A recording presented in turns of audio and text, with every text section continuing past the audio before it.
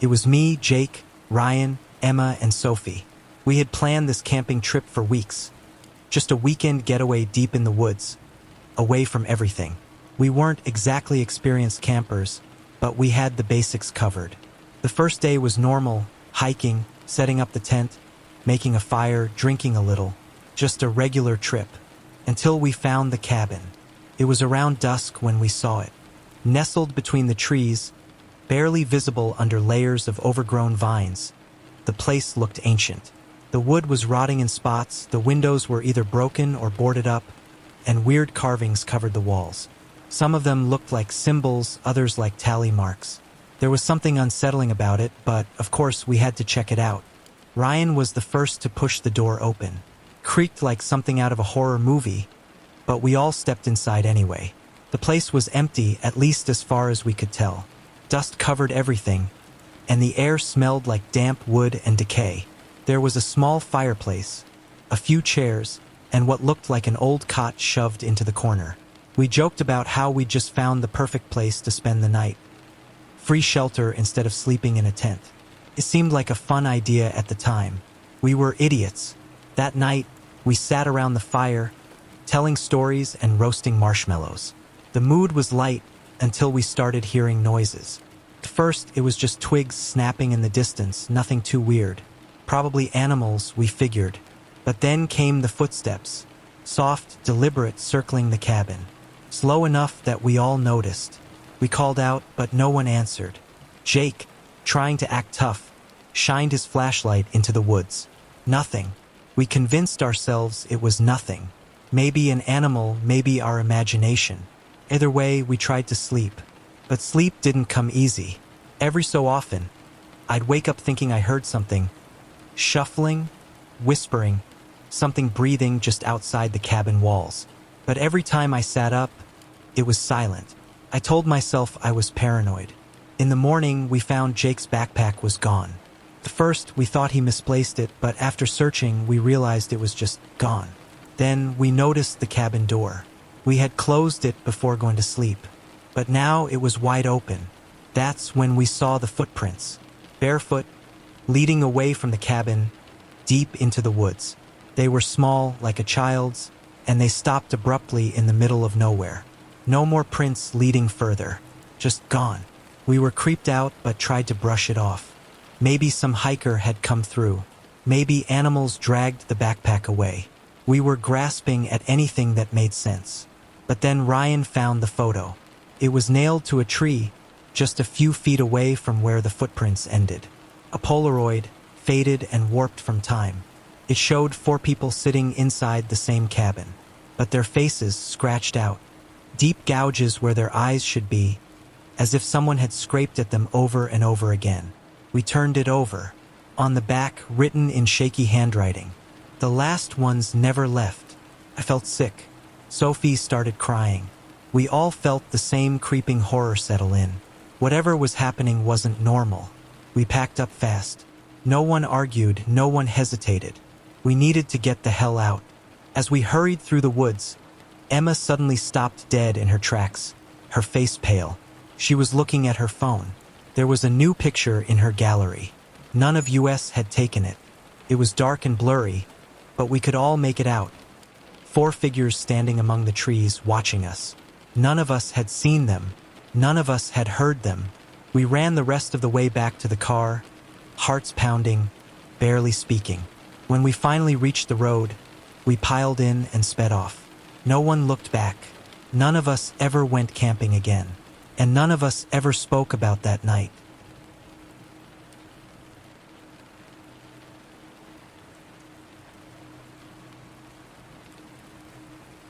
I was hiking alone when I found it.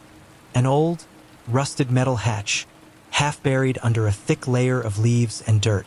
I had wandered off the main trail in what used to be an abandoned military site, a place I had read about online. Nothing but ruins and overgrown foundations remained, except for this hatch. It looked like some kind of old fallout shelter, the kind you see in history books. Curiosity got the better of me. I stepped closer and brushed the debris away, revealing a heavy-duty handle. It took a few hard tugs, but eventually, with a loud creak, The hatch opened, releasing a musty, stale air from below. A metal ladder led into darkness. I hesitated. The rational part of me told me to just take a picture and leave, but there was something almost hypnotic about the entrance. I pulled out my flashlight, took a deep breath, and climbed down. The space wasn't large, just a single room about the size of a small cabin. My light swept across peeling concrete walls, rusted pipes, and a single metal table with a chair.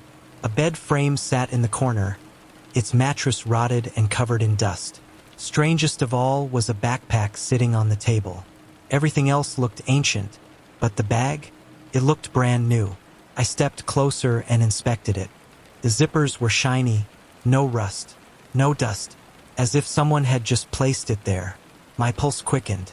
Was someone living down here? Squatting maybe? But the place smelled abandoned, like it hadn't been touched in years. Then I saw the walls.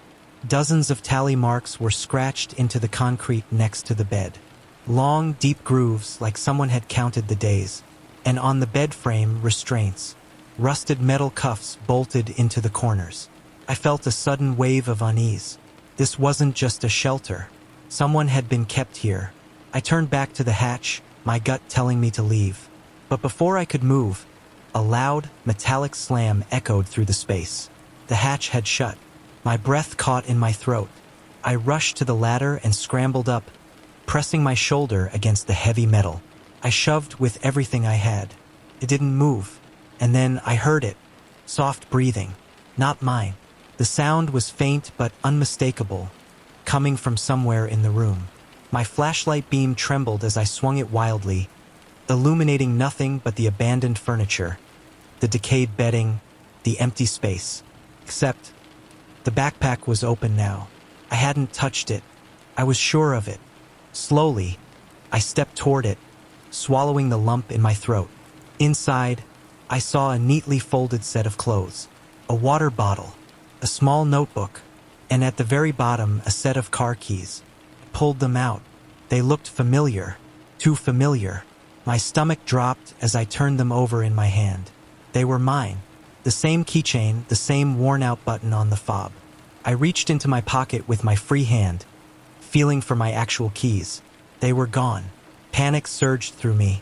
My flashlight flickered, and I could swear the air in the room felt thicker, like something was standing just out of sight.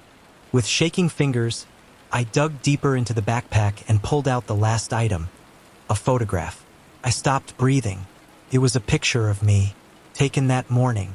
The angle was slightly high, like someone had snapped it from the treeline as I was locking my car before the hike. My stomach churned.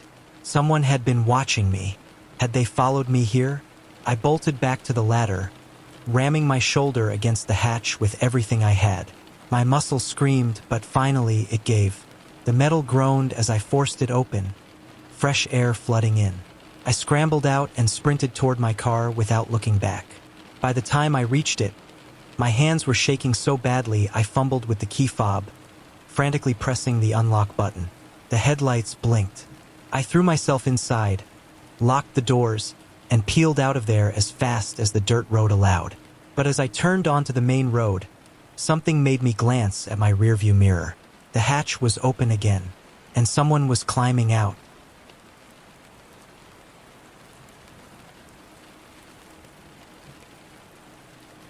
I don't know why we thought this was a good idea.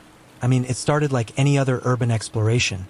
Just a bunch of us, a camera, and an abandoned place with a creepy reputation. We weren't ghost hunters or anything, just thrill seekers looking for cool footage. Daniel was the one who found the place. Some old mansion out in the middle of nowhere, supposedly left untouched for years. No records of why the owners left, no stories online. Just rumors that one day the whole family disappeared. That was enough to get us interested. We got there just before sunset. The house was massive, 3 stories tall, with ivy creeping up the sides and windows dark as a void. The front door was locked, but Chris found a way in through a broken window in the back. I should have taken that as a sign. Who breaks a window to leave but doesn't come back? But we didn't think much of it then. Inside, the place was like a time capsule.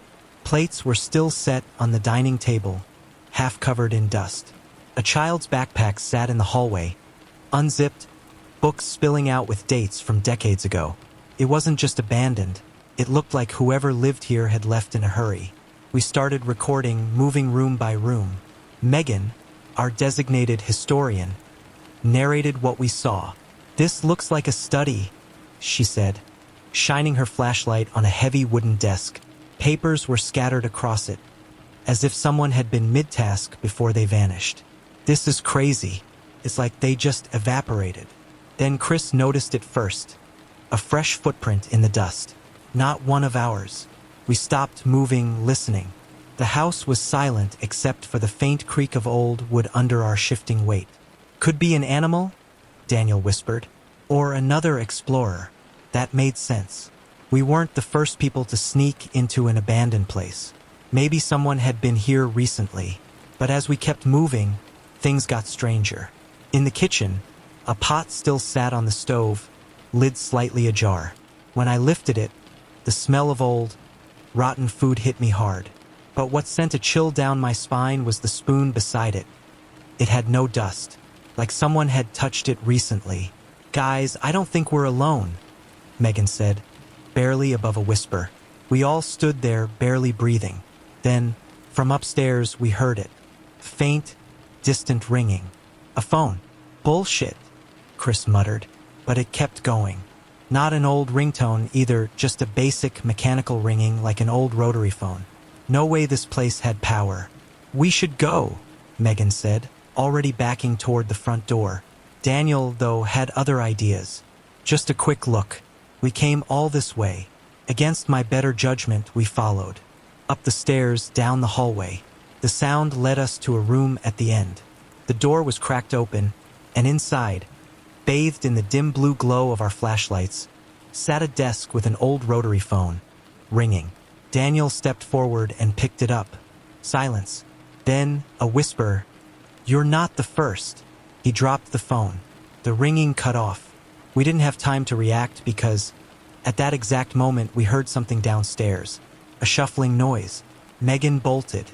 We turned and ran after her. When we got back to the front door, it was open. Wide open. I swear, just minutes ago, it was stuck. We didn't question it. We sprinted out, lungs burning, and didn't stop until we reached the car. We piled in, slammed the doors shut, and sat there panting, trying to process what had just happened. Then Megan gasped. "Daniel," she whispered. We turned to look at him. He frowned. "What?" Megan reached out and touched his back. That's when we saw it. A handprint. A large, deep handprint, pressed into his shirt, like someone had grabbed him. But none of us had touched him. None of us had been behind him. We didn't say a word the whole drive home. None of us have been back since.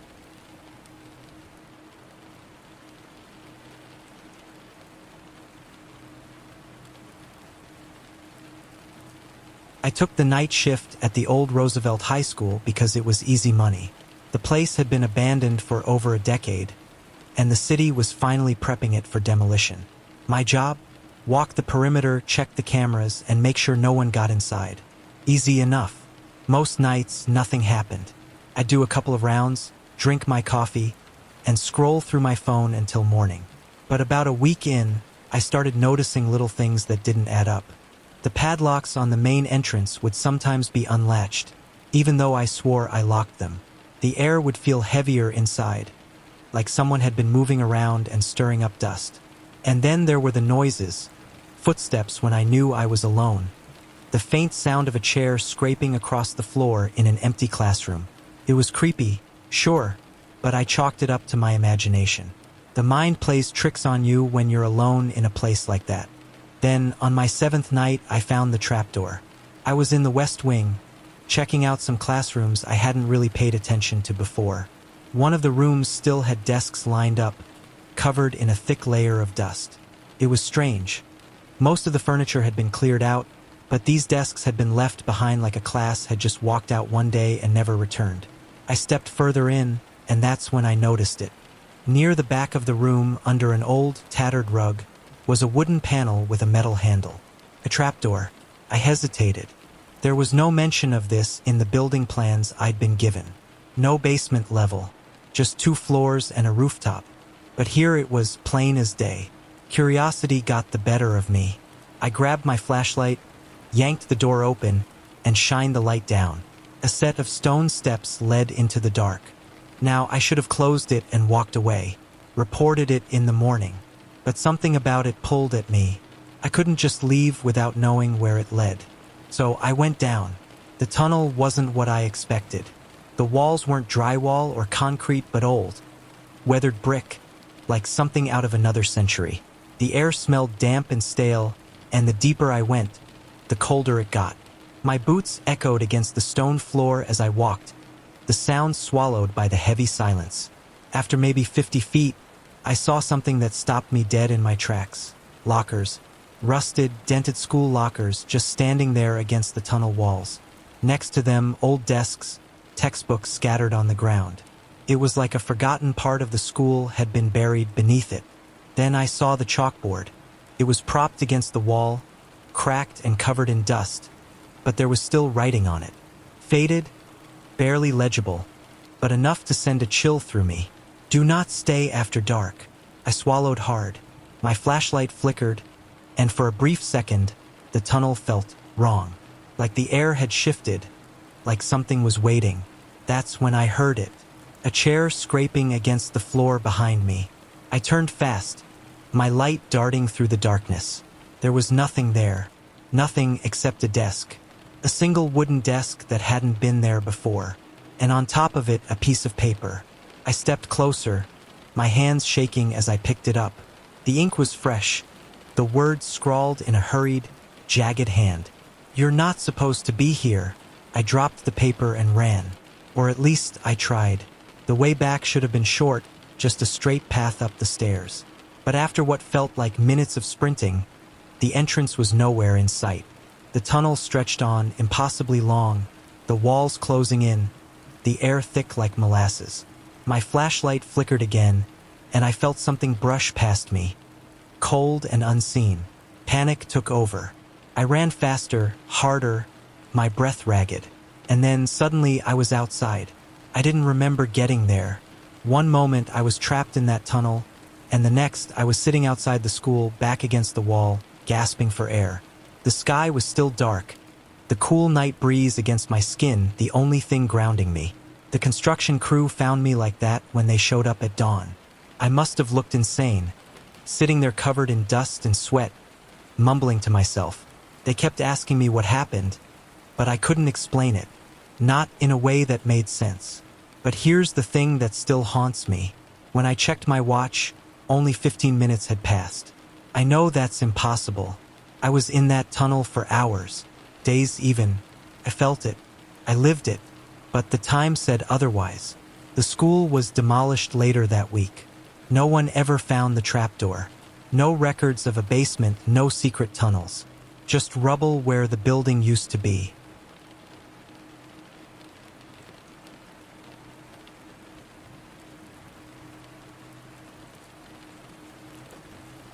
I've always been obsessed with abandoned places.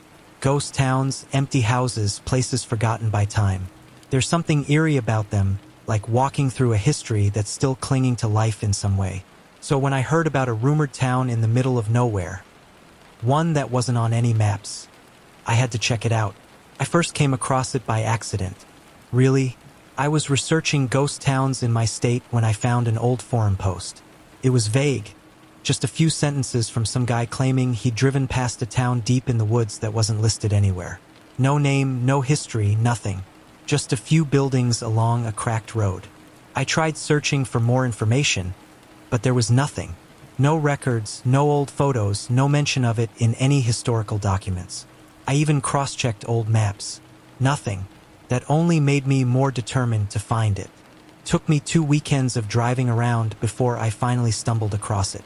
The town was tucked deep in the forest, hidden down a narrow road that didn't appear on my GPS. There were no signs leading to it, no indications it had ever existed. It just appeared through the trees. Weathered buildings, faded storefronts, and a single road cutting through the center. The whole place looked abandoned. Storefronts with broken windows, houses with roofs caving in, weeds growing through cracks in the pavement. But there was no graffiti, no signs of vandalism. Just decay, like it had been left alone for decades. I got out of my car and started taking photos. The silence was unsettling. No birds, no wind rustling through the trees, nothing. Just me and the town. I walked up and down the single street, peering into the dusty windows of what looked like an old diner, a barber shop, a gas station. Everything inside was frozen in time, like people had just walked away one day and never returned. After about an hour, I got back in my car and headed home, eager to go through the photos and try to figure out what this place was. That's when things got weird. When I reviewed the photos later that night, I noticed something that made my stomach drop. The buildings were exactly as I remembered them, but there were people in the windows, figures standing motionless, staring out. But I was there alone. I know I was. At first, I tried to rationalize it. Maybe the glass was reflecting trees in a way that looked like faces, or maybe my mind was playing tricks on me. But the more I looked, the more I knew that wasn't the case. They were people, clear as day. I had to go back. I convinced my friend Mark to come with me. He wasn't as into the stuff as I was, but I needed a second pair of eyes. We packed up and left early in the morning, following the same roads I had before. When we arrived, something felt off. The buildings looked slightly different. Subtle things like the broken windows weren't as broken, or the paint wasn't as faded. A deep crack in the road that I remembered stepping over, gone. Like the town had repaired itself overnight. Mark noticed it too. "Dude, are you sure this is the same place?" "I swear it is." We walked deeper into the town, both of us uneasy. Then we heard it. An engine, distant but getting closer. We turned toward the sound, and down the road, a car was coming. An old one. Something from the 50s, maybe. It rolled down the street slowly, its driver staring straight ahead, expressionless. Then another car followed. Then another. People, dressed in old-fashioned clothes, began stepping out of the buildings. They weren't talking, just moving like they had somewhere to be. Like the town had woken up. Mark grabbed my arm. "We need to go. Now." I didn't argue. We sprinted back to the car, heart pounding. As I started the engine, I dared one last look at the town. The people were still moving, still going about their day as if we weren't there. Like we were the ones out of place. We peeled out of there, not stopping until we were miles away. Only then did I let myself breathe. I checked my GPS. The town wasn't there, just forest. Then I pulled out the receipt from the gas station we'd stopped at earlier that morning. My hands went cold. The date on the receipt said 1956.